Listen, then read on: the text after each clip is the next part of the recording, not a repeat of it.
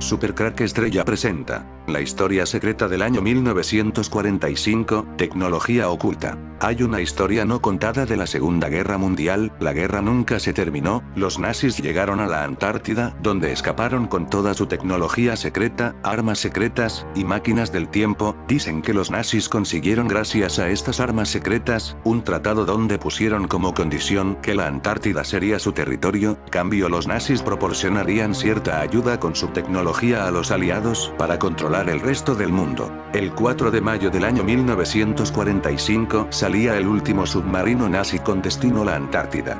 Este tenía la preciada máquina del tiempo. Mi nombre es Antón, y esta es mi historia. Soldado de primera de un submarino alemán en Noruega. El 4 de mayo de 1945 el almirante Dönitz irradió su última orden para los lobos grises. Debían salir a superficie, izar una bandera negra y entregarse al enemigo más próximo.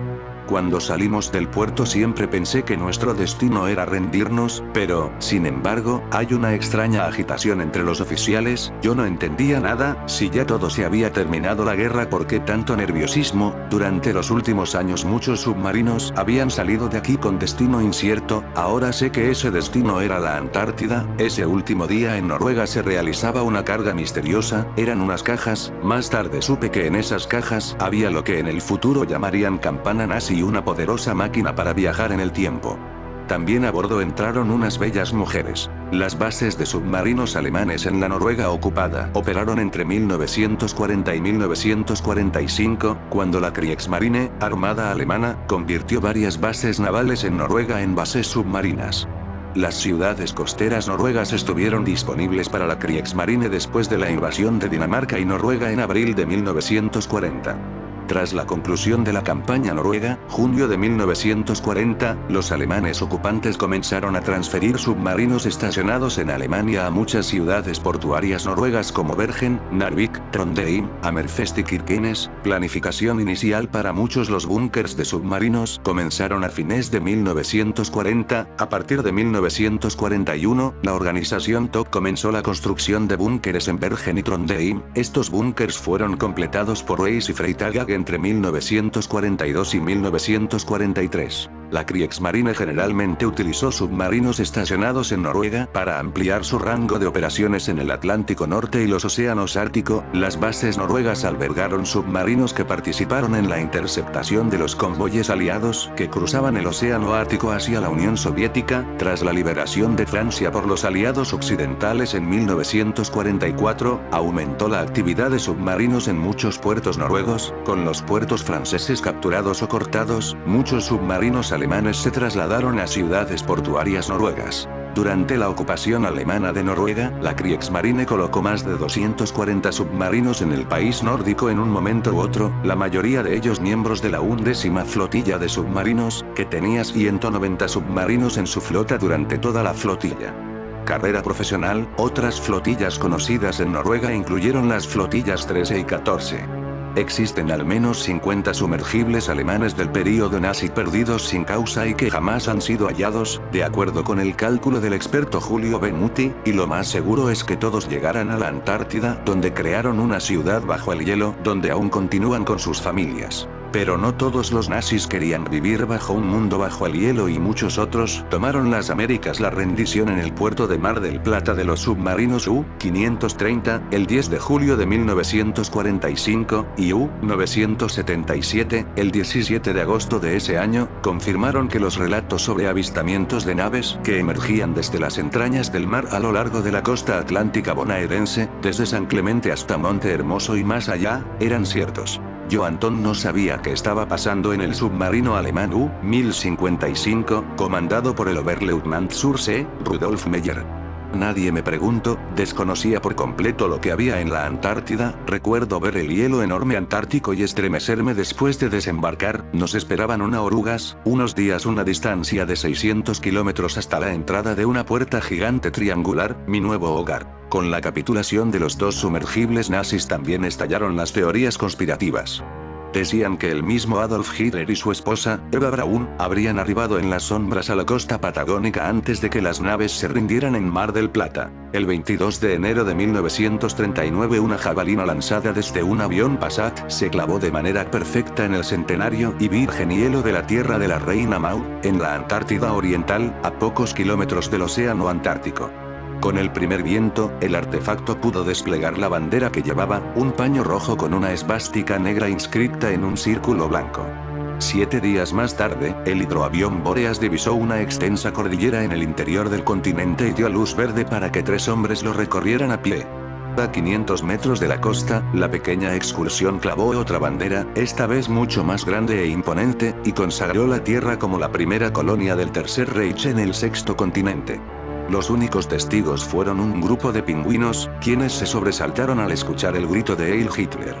Al día siguiente, el 30 de enero, se celebró el 6º aniversario del ascenso al poder de Adolf Hitler en la sala principal del barco Schwabenland, con un discurso del segundo oficial Karl-Heinz Röpke, quien recordó todos los logros del Führer y volvió a explicar los planes del líder. La Antártida debía ser territorio nazi. Encontramos una pequeña formación rocosa sobre la cual resplandecían lugares abiertos de agua, esta se halla a 100 metros al norte de una llanura de roca que se eleva del hielo con una temperatura exterior de 5 centígrados bajo cero, estanque abierto y pequeño sin ningún afluente visible, toda la llanura rocosa está casi sin nieve ni hielo, y tiene una apariencia húmeda y fangosa, escribió en su bitácora Richard Schirmacher, el piloto del avión. El 5 de febrero la expedición izó la bandera nazi en el sitio de la futura base, capturaron 4 pingüinos emperadores y comenzaron el regreso a Alemania. Llegaron un mes después a Ciudad del Cabo, en donde los esperaba un telegrama de felicitaciones del prócer alemán de aviación Hermann Wilhelm Göring. A mediados de abril el Schwabenland arribó a Hamburgo, en donde fue recibido por las más altas autoridades y con todas las banderas de la ciudad en alto. El propio Hitler se sumó con un mensaje de felicitaciones a los expedicionarios. Sin dudas, para el nazismo lo que realizó la tripulación del Schwabenland fue una hazaña. No solo consiguió diversos desembarcos en el continente, sino que también pudo realizar vuelos de exploración y de mapeo, además de aterrizajes, algo que hasta entonces no se había logrado. La expedición regresó con 11.600 fotografías aéreas, lo que permitió tener los mapas más detallados de varias regiones, incluyendo una cordillera de 800 kilómetros de largo a 100 kilómetros del borde de hielo y el oasis, bautizado Schirmacher en honor al piloto. De hecho, acostumbrados a la retórica grandilocuente del Tercer Reich, todos los accidentes geográficos fueron nombrados con los apellidos de los miembros de la expedición, los más famosos geógrafos y exploradores alemanes, y hasta con los nombres de directivos de Lufthansa y la Norddeutscher Lloyd, quienes colaboraron con vehículos para la misión. La flamante región recorrida, cuya superficie alcanza los 600.000 kilómetros cuadrados, fue denominada Neuschwabenland, es decir Nueva Suabia, en honor al barco. Aquí se realizó una entrada gigante y una ciudad bajo el hielo. Quien quedó a cargo del Tercer Reich fue el almirante naval Karl Donitz, que firmó la rendición de Alemania ante los aliados y la Unión Soviética el 8 de mayo de 1945, dando por terminada así la Segunda Guerra Mundial. Fue detenido por las fuerzas aliadas y llevado a la ciudad de Nuremberg, donde fue juzgado por crímenes de guerra. Muchos aseguran que al conocer su condena, se rió y aseguró que el futuro de Alemania estaba a salvo en una fortaleza invulnerable, un oasis paradisíaco en medio del hielo eterno. Si bien no existen registros históricos de la cita, el rumor corrió de manera tan fuerte que incluso la prensa de la época se hizo eco. Medios como el New York Times o el Montreal Daily Star aseguraron: en el momento de la rendición de Alemania en mayo de 1945, mucha de la tecnología nazi se envió a escondites seguros en el Ártico, América del Sur y en la Antártida. De acuerdo a otros testimonios publicados en periódicos y revistas de la década del 50, la explicación oficial del gobierno de los Estados Unidos a los avistamientos de ovnis era que, en realidad, lo que se veían eran vehículos nazis ocultos en regiones remotas e inaccesibles del mundo que estaban realizando pruebas. Esto nunca fue confirmado por las autoridades, pero no parece descabellado creer que efectivamente lo pensaban. El único testimonio registrado de un eventual refugio nazi en tierras antárticas se dio en la Argentina. El exiliado húngaro Ladislao Sabo, quien se convertiría en jugador de waterpolo olímpico, publicó el 16 de julio de 1945 en el diario Crítica un extenso relato del escape en avión de Hitler y su posterior escondite en una base subterránea en la tierra de la reina Maud, el espacio reclamado como Nueva Suabia. Según el deportista, la información le había llegado de una fuente que tenía toda su confianza y se sentía en la obligación de compartirla con el mundo. Su deseo eventualmente se cumpliría, ya que varios periódicos se hicieron eco del relato, que a partir de allí fue transmitido como una suerte de secreto a voces o una verdad que no era confesada públicamente pues su difusión ponía en riesgo a quien lo revelara. La especulación aumentó cuando el 17 de agosto de ese año, detuvieron en Mar del Plata al teniente Heinz Schäfer, quien al ser interrogado aseguró que Hitler y otros nazis de alto rango habían escapado de Alemania en submarino, algo que jamás pudo probarse. A pesar de que el mito persiste medio siglo después, no existen argumentos serios para creer que los nazis tienen una base escondida en tierras antárticas. Pero la máquina del tiempo, y las bellas mujeres que iban a tripular esta máquina del tiempo, no eran las únicas cosas que había en el submarino, también había una sustancia secreta llamada mercurio rojo. En tiempos más recientes, algunos de los que buscan mercurio rojo han llegado a creer que también se puede encontrar en los nidos de murciélagos. El inconveniente es que los murciélagos en realidad no hacen nidos, pero eso no ha impedido que los cazadores de fortuna perturben sus hábitats para buscar el mítico elemento escarlata. Algunos han llevado la teoría de los murciélagos un paso más allá y afirman que el mercurio rojo proviene de los murciélagos vampiros. Dentro de esa lógica, la sustancia exhibe las mismas propiedades que los vampiros de películas de terror. Por lo general, una gota roja, que a menudo parece sospechosamente creada con gráficos de video, se ve repelida por el ajo y atraída por el oro. Cuando está frente a un espejo, la gota aparentemente no tiene reflejo. Las cualidades supuestamente sorprendentes del mercurio rojo no terminan ahí.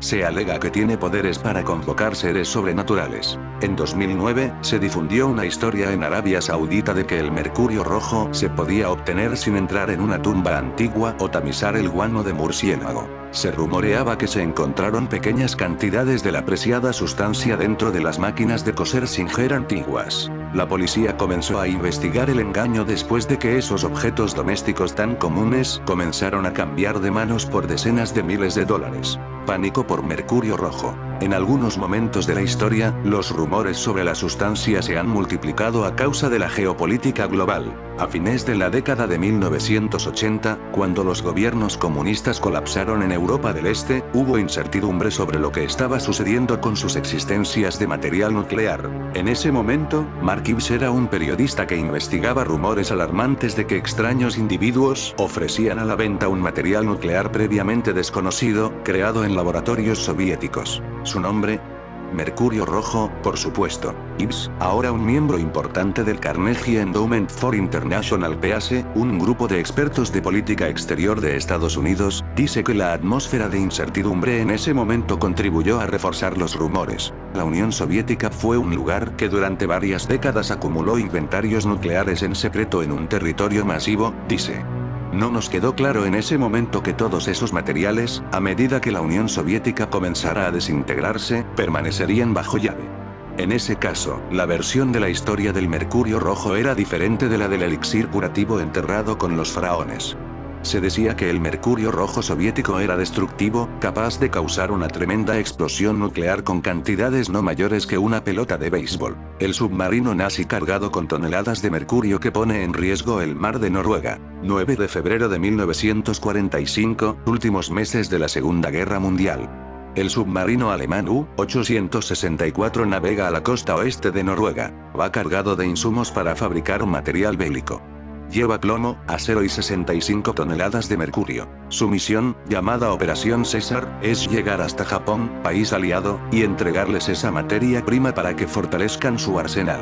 Dentro viajan 73 personas, entre la tripulación y varios científicos que trabajaban para el régimen nazi, que van a transferir conocimiento a los japoneses. Pero la operación fracasó. Un submarino británico, el HMS Venturer, logró interceptar al U-864 y lo impactó con un torpedo.